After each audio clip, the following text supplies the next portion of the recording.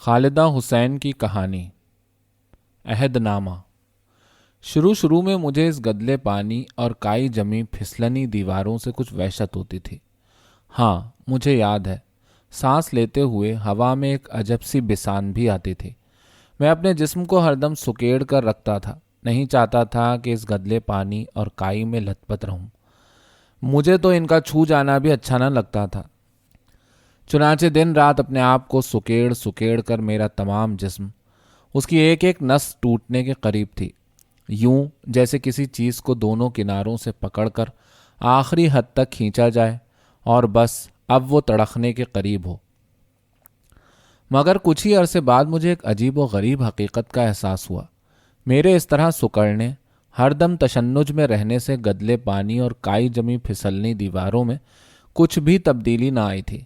گدلے پانی کا پھیلاؤ بھی وہی تھا، پھسلنی دیواروں پر جمی تہدار کائی کے اطمینان میں بھی کچھ فرق نہ آیا تھا۔ پانی نے بھی یہ نہ جانا تھا کہ میں اس سے احتراز کرتا ہوں تو وہ ذرا پرے ہٹ جائے، اور نہ ہی موٹی کائی اپنی جگہ سے سرکی تھی۔ وہ تو صرف میں ہی تھا کہ ہر دم ان سے بچنے کی کوشش میں اور بھی آلودہ ہوتا چلا جا رہا تھا۔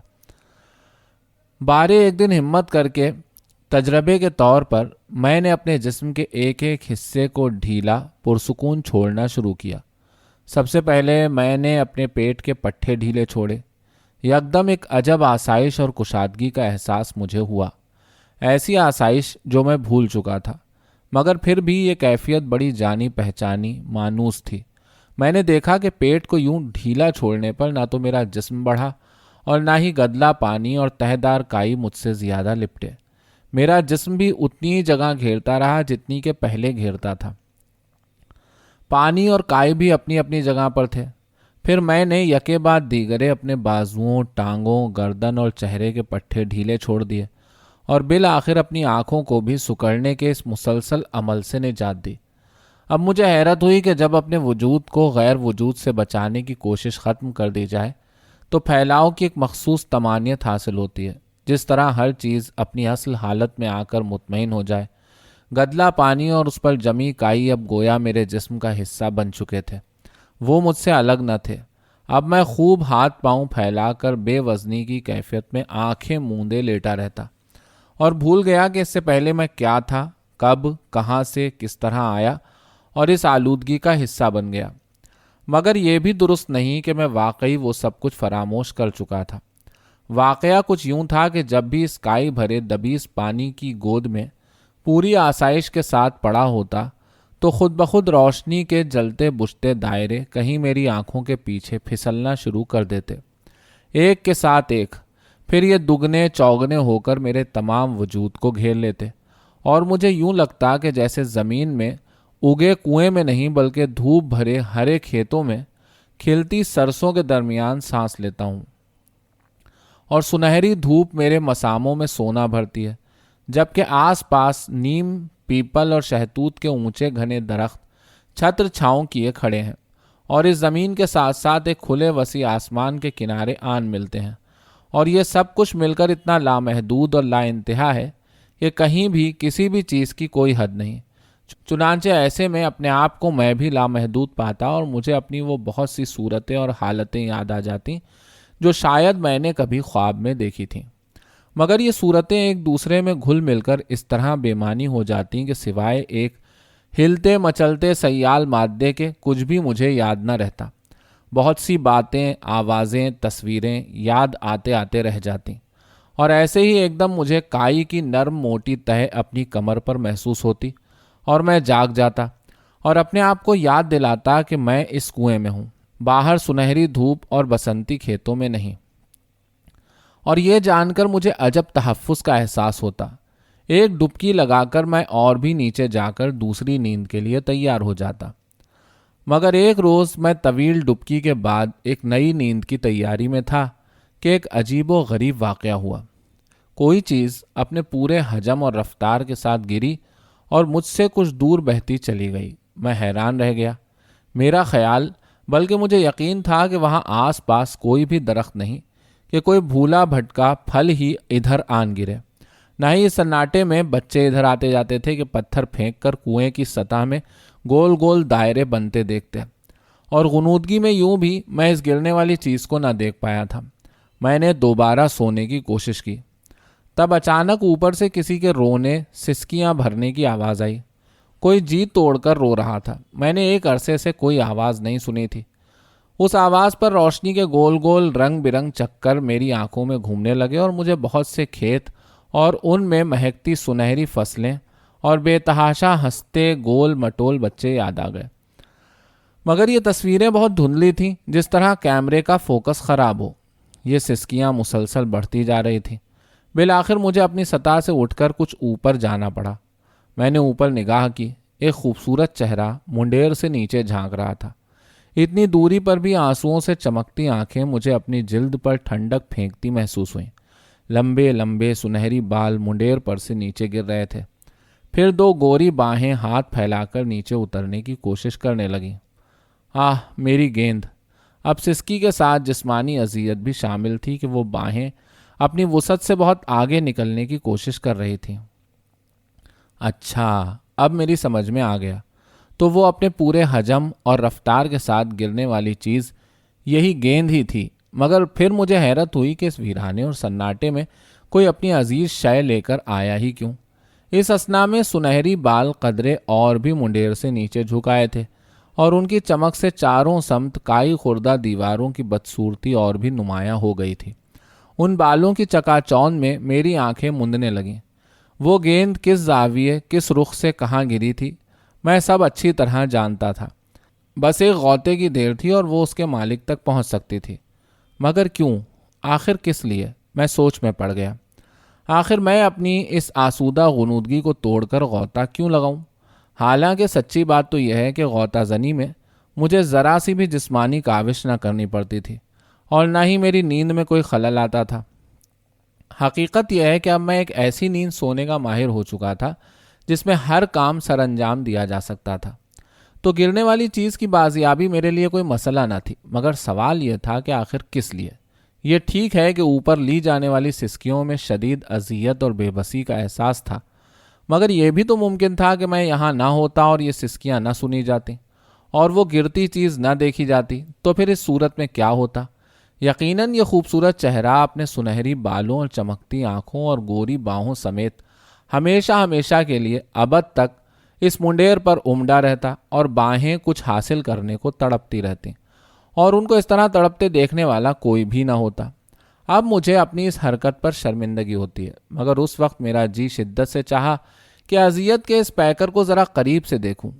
یقیناً یہ ایک نہایت ہی موربڈ احساس تھا، مگر ایک ایسا احساس جو مدتوں بعد خود بخود انتہائی فطری طور پر میرے دل میں اٹھا تھا اور جس پر میں نے بلا کسی تردد کے عمل کیا۔ نیچے جانے کے بجائے میں نے اوپر کی جانب جست لگائی۔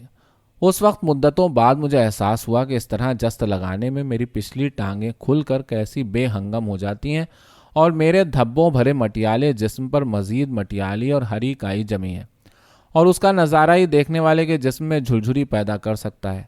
مگر اوپر پانی کے کنارے پہنچ کر میں نے نہایت اطمینان کے ساتھ پھسلنی دیوار کی ایک درز میں اپنے پاؤں گاڑ دیے اور اوپر دیکھا۔ کتنا خوبصورت چہرہ تھا! مجھے نیند سی آ گئی، جیسے بھری سردیوں میں کھلتی دھوپ کنویں کی تہہ تک اتر آئی ہو۔ ان آنکھوں سے مسلسل آنسو بہ رہے تھے۔ مجھے حیرت ہوئی، ایک گیند کے گر جانے پر اتنا واویلا! میری گیند! پھر ایک فغاں! اب کہ مجھے سخت طیش آ گیا۔ عجب بے وقوف لڑکی ہے، میں نے سوچا۔ تم دوسری گیند بھی تو لے سکتی ہو، تنگ آ کر میں نے کہا، حالانکہ مجھے یقین تھا کہ میں بولنا بھول چکا ہوں۔ ایک طول طویل عرصے سے میں نے کسی سے بات نہیں کی تھی اور لفظ بھی پودوں کی مانند ہیں کہ انہیں سانس کی گرمی اور نمی نہ ملے تو مر جاتے ہیں۔ مگر حیرت ہے کہ اب جو کچھ میرے منہ سے نکلا اس تک پہنچ گیا۔ نہیں، دوسری نہیں، مجھے وہی چاہیے، صرف وہی۔ وہ اور بھی نیچے لٹک آئی۔ مجھے ڈر تھا کہ کہیں وہ خود بھی اس گیند کی طرح اپنے پورے حجم اور رفتار کے ساتھ نیچے نہ آ رہے اور اس کنویں کی پاتال کی کسے خبر ہے۔ تو پھر یہ تمہارا مسئلہ ہے، میرا نہیں۔ میں نے ایک بار جی بھر کے اس کا چمکتا چہرہ آنکھوں میں بھرا اور سونے کی تیاری کرنے لگا۔ نہیں، یہ تمہارا مسئلہ بھی ہے، بلکہ اب تو یہ تمہارا ہی مسئلہ ہے، اس لیے کہ میرے علاوہ صرف تم ہو جس کو یہ معلوم ہے کہ وہ کہاں گری ہے اور اگر میری شے مجھے واپس نہ ملی تو اس سانحے کی ذمہ داری تم پر ہوگی۔ اس نے سسکیاں روک کر کہا۔ اور اگر میں اسے اپنا مسئلہ نہ سمجھوں تو کیا کرو گی؟ کیا کود کر خودکشی کر لو گی؟ مجھے نیند میں بھی تلخ ہنسی آ گئی اور مجھے سب یاد آ گیا کہ کس طرح بے خبری ہی میں ہر مسئلہ اپنا مسئلہ بن کر مکڑی کے جالے کی مانند ہمارے گرد تن جاتا ہے۔ وہ خاموش تھی، گو میں سناٹے کا عادی ہو چکا تھا، بلکہ سناٹے کی اپنی ایک آواز میری سماعت بن چکی تھی، مگر ایک مدت کے بعد اس کی آواز پر یہ سناٹا ٹوٹ گیا تھا اور اب مجھے عجب سی پریشانی ہو رہی تھی۔ میں بہت عرصے منتظر رہا، پھر مجھے حیرت ہونے لگی کہ وہ بول کیوں نہیں رہی۔ آخر میں نے آنکھیں کھول کر دیکھا، وہ منڈیر پر لٹکے لٹکے سو چکی تھی اور سنہری بالوں نے اس کا چہرہ چھپا رکھا تھا۔ اب اگر ذرا سا غیر جذباتی ہو کر سوچا جائے تو اس کا اس طرح منڈیر پر سو جانا مجھ سے کوئی تعلق نہ رکھتا تھا، مگر اب ایک نیا عذاب میرے لیے پیدا ہو گیا تھا کہ غیر ارادی طور پر لفظ میرے ذہن اور زبان پر یلغار کرتے چلے آ رہے تھے، گویا اچانک ہی کوئی بند ٹوٹ گیا ہو۔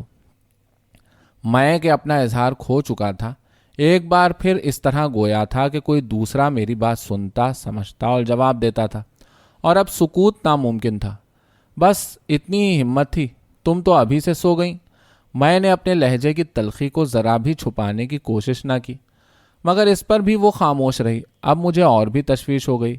میں نے بہت چاہا کہ اس کے وجود کو فراموش کر دوں اور پہلے کی طرح خود اپنے اندر آسودہ ہو جاؤں، مگر ایسا نہ ہو سکا۔ جو ہی نیند کی لہر آتی میں ہڑبڑا کر اٹھ جاتا۔ مجھے یاد آ جاتا کہ وہ منڈیر پر پڑی سوتی ہے، کہیں ایسا تو نہیں کہ نیچے گر جائے، یا پھر وہیں منڈیر پر پڑے پڑے کسی کوپل کی مانند خشک ہو جائے۔ پھر مجھے اپنی بے حسی اور خود غرضی پر حیرت ہونے لگی۔ اس کی عزیز شے کا پانی کی گہرائی سے نکال لانا میرے لیے کتنا معمولی کام تھا، اور پھر بھی میں اس کو اس طرح اذیت میں دیکھ کر مطمئن تھا، محض اس لیے کہ میری سمجھ میں یہی نہیں آ چکتا تھا کہ اس کی اذیت دور کر کے مجھے کیا مل جائے گا، مگر پھر بھی مجھے اس کی سلامتی کی فکر دامن گیر تھی۔ سنو، اگر میں تمہاری شے نکال لاؤں تو مجھے کیا فائدہ ہوگا؟ یعنی تم اس کے عوض مجھے کیا دو گی؟ میں نے کچھ سوچ کر کہا۔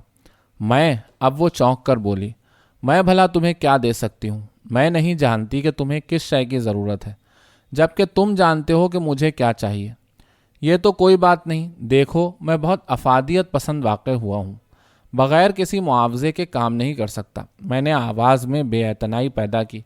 اس پر وہ پریشان ہو گئی۔ نہیں، ایسی بات نہیں، دیکھو تم مجھ سے اتنے مختلف ہو، مجھے نہیں معلوم کہ اگر میں واقعی تمہیں کچھ دوں تو تمہارے لیے مفید ثابت ہو سکتا ہے کہ نہیں۔ ہو سکتا ہے، کسے خبر، کچھ کہو تو صحیح، کیا دے سکتی ہو؟ میں نے بات بڑھانے کی خاطر کہا۔ اب مجھے خاموشی سے بے انتہا وحشت ہو رہی تھی اور میں کسی بھی قیمت پر اس سے بات جاری رکھنا چاہتا تھا۔ پھر معلوم نہیں اسے کیا یاد آیا، وہ ایک دم سیدھی کھڑی ہو گئی، سنہری بال سمیٹ کر گردن پر جوڑا بنایا، آنکھیں خشک کیں اور کوہنیاں منڈیر پر ٹکا کر بولی، مجھے یاد آیا، مگر پھر خاموش ہو گئی اور بہت سی دیر تک خاموش رہی۔ ہاں کہو، میں نے تنگ آ کر پوچھا۔